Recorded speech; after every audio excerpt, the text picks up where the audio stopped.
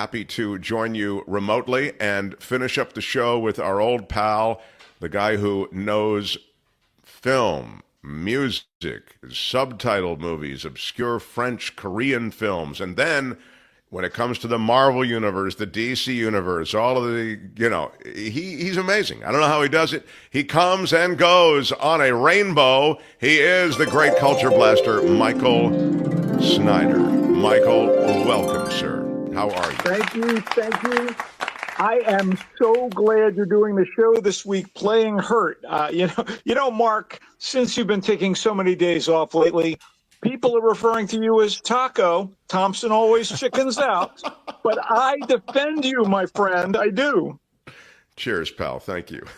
Hey, I'm excited. We have a new sponsor this week. The Culture Blast on the Mark Thompson Show is brought to you by ketamine. That's right, ketamine. I mean, What? How else could I watch and review more than a dozen movies and TV shows a week? I ask you.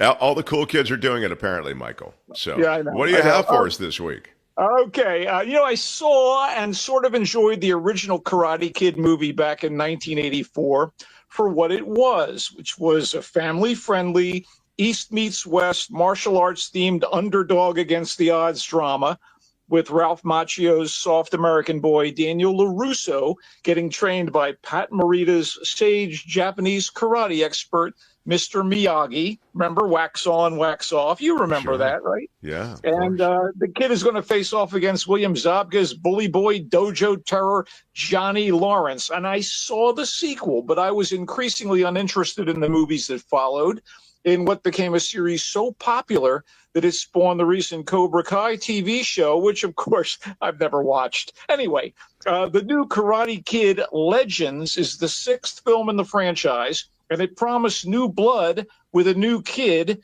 and the return of one of my favorites, Jackie Chan, as martial arts teacher Mr. Han, the Chinese colleague, apparently, of Mr. Miyagi, who brought his kung fu skills to the previous Karate Kid, played by Jaden Smith in the previous movie.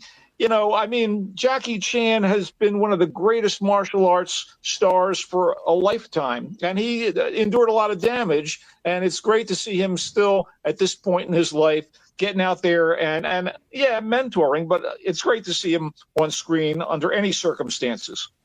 In Legends, we get Kung Fu teen prodigy Li Fong, played by Ben Wang, a young actor, and Li Fong is relocating from Beijing to New York City with his mother, played by Ming-Na Wen, whose action bona fides are unimpeachable after her portrayal of Melinda May in Agents of S.H.I.E.L.D. But alas, Ming-Na's character here is not a butt kicker. She is just a doctor and a concerned mom of Li Fong, who is smitten with a cute teenage girl now that he's moved to New York. And that girl's ex-boxer father owns a neighborhood pizza joint and is in debt to some thugs, of course. Oh. Anyway, Li Fong will try to save the pizza joint by winning the citywide youth karate championship, which means taking on a thug-adjacent a-hole from the local dojo, who is the current champ, is much bigger than he is, and cheats, of course. Now, this brings Chan and Macchio onto the scene to train Li Fong. And, the actors are likable, and director Jonathan Entwistle keeps the vibe lively, but the script is predictable to a fault. I mean, it's not terrible. Not terrible, one of my favorite reviews. It's just simple and simple-minded. I mean, call it inoffensive unless you're offended by franchise milking and IP exploitation. One thing is for sure, Karate Kid Legends is not particularly legendary. It is in theaters. I must tell you, though, I kind of am drawn to some kind of predictability. Bad guys, crowding out this good guy. He has to get some help from Macchio and Jackie Chan to other good guys, and then I know that my good guy is going to win in the end. I like that. That's what I didn't like about the James Bond ending the last time. How can you can't have the bad guys win, Michael? Too much of the time in real life, the bad guys win. I need escapism. I need the bad guys to lose. Mr. Comfort Food, Mark Thompson. Okay, moving on. The Phoenician Scheme is the latest feature from the idiosyncratic filmmaker Wes Anderson. The shaggy tale of an elaborate business deal that requires a veritable odyssey to a series of exotic locales. It is delightfully delicious at times. It's kind of annoyingly flaky at other times. And so it's familiar in tone to many of screenwriter and director Anderson's other movies. And in typical fashion, it boasts an all-star cast, a load of whimsy, and a parade of glorious art direction and cinematography. I would put this, The Phoenician Scheme, more in the class of my favorite Anderson movies, such as Moonrise Kingdom, The Grand Budapest Hotel, which it kind of resembles in its embrace of period detail, and The Darjeeling Limited, rather than Asteroid City or The French Dispatch, both of which had moments of charm, but didn't kind of hold together in any coherent fashion. While standing as cinematic monuments to Anderson's, let's call it smug, self-indulgent side. So this, you're saying that this is better than, this is one of the better ones. It does hold together. It absolutely does. So it's the early 1950s, and Benicio del Toro, by the way, Benicio del Toro, if they ever make an Ernie Kovacs biopic, they gotta, I know that's for our older listeners and viewers, they gotta get Benicio del Toro. Here he plays a wealthy, aggressively avaricious, and amoral business magnate named Zsa Corda, who is the target of regular and frankly entertaining assassination attempts. So with his life always in the balance, he has decided to leave his fortune to Liesl, his only daughter among a brood of 8 or 9 sons by more than one woman. I know that sounds very Elon Musky, doesn't it? It really does. Anyway, Liesl is not the ideal heir because she's a novice on the verge of becoming a nun, and her spiritual views seem to put her at odds with daddy's greedy nature. For the record, Liesl is one pretty and meticulously made-up nun in training, and she happens to be played by a self-assured young actress named Mia Threepleton, who is, in fact, the real-life daughter of one Kate Winslet. What? And has clearly inherited a portion of her mother's skills. As for the rest of the cast, Michael Cera, very amusing as a stuffy professorial type who accompanies Zsa and Liesl on their journey to acquire funds for Zsa's big deal, which is an interconnected jumble of transportation and construction projects. And the targeted investors are played by the likes of Tom Hanks, Bryan Cranston, Scarlett Johansson, Jeffrey Wright, Mathieu Amalric, one of my favorite French actors, Riz Ahmed, and Benedict Cumberbatch, many of whom have collaborated with Anderson. But there's more. A celestial Bill Murray, F. Murray Abraham, Charlotte Gainsbourg, and Willem Dafoe, Hope Davis as a nun, and Richard Ayoade, who is the lead voice on the Fox animated show Crapopolis, as a revolutionary who wants to bring down any and all capitalists. I was totally on board with the Phoenician Scheme. It is in select theaters. Wow, that's wild, because usually if you have that kind of Niagara Falls of celebrity through your film, it just begins to dilute it. Nobody's got a really big role. No one's got a substantial bit of business to do, and it just becomes a bunch of cameos. You're saying it does hang together, though. Yeah, that's a flaw in some of his other films. I thought that was a problem in Asteroid City. I also thought the same went for The French Dispatch, but individual vignettes in The French Dispatch were wonderful and in tune with this guy's, quirky attitudes. And, this worked for me. And, again, your mileage may vary, but I really enjoyed the Phoenician Scheme. Okay, let's get to something that I would not recommend to you or Kim. It's too scary. It's Bring Her Back. Anyone else besides you two who appreciates a good horror movie, and as I've said before, it seems like new horror movies come out on a weekly basis, should leap at the chance to see Bring Her Back. It's the new film from Danny Philippou and Michael Philippou, the Australian twin brothers who previously made the pretty decent scarefest Talk to Me, which was about this disembodied arm that becomes the centerpiece in a bunch of bizarre seances. But Bring Her Back is better. It is elevated horror in its glory, and it stars the UK's Sally Hawkins, who you may recall from Blue Jasmine and Happy. And this is as you've never seen her. She is positively chilling as Laura, an unhinged foster mother who takes in a vision-challenged teenage girl and her troubled older brother after the death of their single dad. And Laura has an agenda. And apparently another foster child who has, let's call them special needs. I mean, very special needs. This gets more and more deranged and creepy and horrifying. And everybody delivers here. I just thought it was, for what it is, and it is grisly. It has some horrifying moments. It just worked for me in a big way. It is in theaters wide, and shout out in particular to young Aussie actress Sora Wong, who plays Piper, the girl with the vision issues, and she in real life is vision challenged, and she gives a wonderful, natural and impactful performance. And you got to be pretty good to go up against Sally Hawkins and hold your own. And Wow. bring her back worked for me in a big way. Wow. Look at you. All right. What else do you have? Okay, Bad Shabbos is a genuinely funny, even wacky, and at a couple points startling look at a well-to-do Jewish family's tradition-minded Shabbat dinner on New York City's Upper West Side that goes horribly wrong. So the eldest son, David, is about to marry a shiksa, Meg, who has agreed to convert, and her devoutly Catholic parents are traveling in from the Midwest to meet the Jews. You've heard of Meet the Parents and Meet the Father. This is Meet the Jews. Anyway, David's younger brother has issues, alas, and he's going to be at the Shabbat dinner. And David's sister, Abby, has a jerk for a boyfriend, and he's going to be at the dinner. And all of this will come to a head as the siblings, mom and dad, try and fail to put on let's call it a respectful and pious meal for their guests. So, with Kira Sedgwick and David Paymer as the Jewish mother and father, you have the benefit of really accomplished and versatile performers who can get the most out of the wry script from director co-screenwriter Daniel Robbins.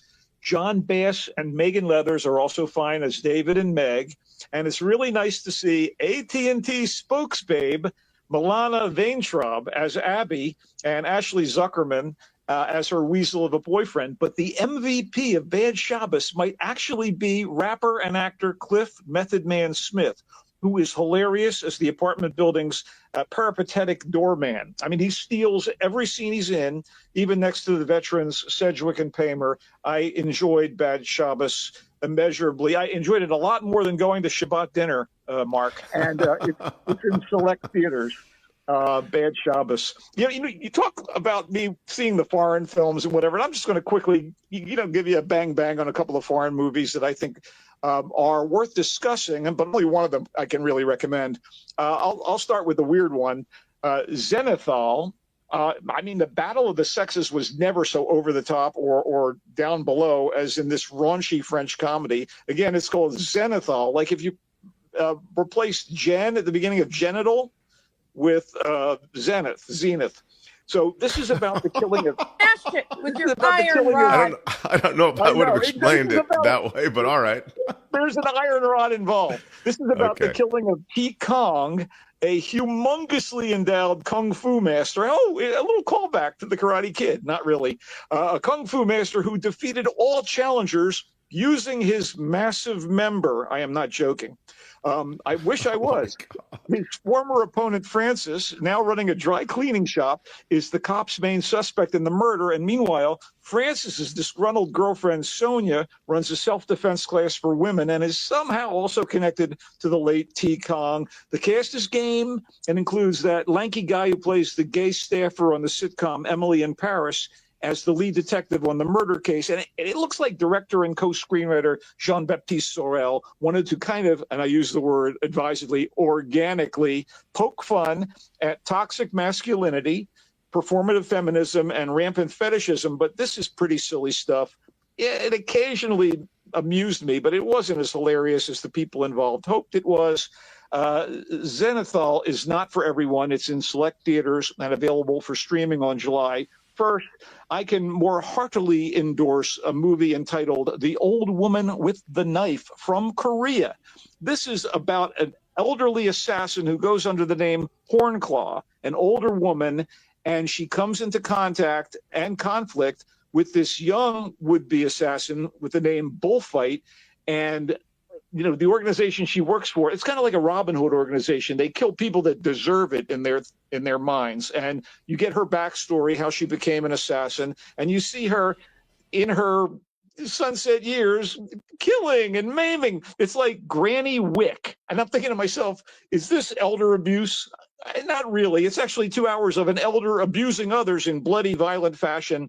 I actually enjoyed the hell out of it. My friend Hugh Brown, the guy who brings the clicker to John Wick movies to see how many people died, he said, "Oh, you got to see this. Seek it out." I did. I was rewarded. It is directed by Min Kyu Dong, and I got to say, kudos to the lead actress, Lee Hae-young, who plays Hornclaw. Yeah, maybe not for everyone, but I got a visceral kick out of the old woman with the knife. Wow, listen to this. The old woman with the knife, you just heard it. If you want the visceral kick that Michael got, maybe that's the film for you. But there will be some bloodshed, apparently. There will be blood. There will be blood. Zetanol is the French offering that Michael spoke of. Yeah. You speak French, and I remember a little French. La comédie pour penser avec autre chose que ça, which means the comedy that you'll think about, to think with another thing that you, what is ça, it? What, help me with that. It's just sort of nonsense. It's, the comedy that's about one thing but another. I see. Okay, very, very good. He likes it, but he says it's you got to be up for. I shrug. Yeah. I wish I had liked it more. I was amused at times. I know what they were trying to do. Zenithal is out there for those who want to take a chance at somebody who's mixed martial arts. Apparently dominant with his member. Bad Shabbos is the funny movie about the Shabbat dinner that David and Meg will have. Meg is not Jewish. David is Jewish. Kira Sedgwick and David Paymer play the parents, and Method Man steals the show. Michael says, see it. Bring Her Back is about the foster mother and the foster child whose vision challenged. Sally Hawkins is in it, and apparently a brilliant performance from a legitimately vision-challenged actress who is impressive in this offering. Bring her back. Sally Hawkins will chill you to the bone in this, seriously. He really likes it, but it is it's horror of a sort, is it not? Not of a sort, of a full-on grisly nature. Okay, there you go. All right, so yeah. The Phoenician Scheme is the latest from Wes Anderson with a cavalcade of stars, as they used to say, and Michael feels it does hang together. He was pleasantly immersed in this Wes Anderson offering. The Phoenician Scheme is in theaters, and you will be apparently you'll be enjoying this Wes Anderson offering among his better ones. And Karate Kid Legends, the 6th film in the series with Jackie Chan, with Ming Na, with Lee Fong, with Ralph Macchio. Michael says it's a bit predictable, even though it's fun to see all these people again. But this formulaic predictability, it appeals to me because I love formulaic predictability where the good guys win. That's what I'm looking for. Right. Yeah. But Michael, champion mediocrity. Woo! Anyway, it is in theaters. Michael, thank you for hanging out with us. Love our visits on Friday. You can read Michael's musings at thevoicesf.com. Thevoicesf.org. Oh, it's .org. It should be .com so people can make some money at that place. Thevoicesf.org. Thevoicesf.org.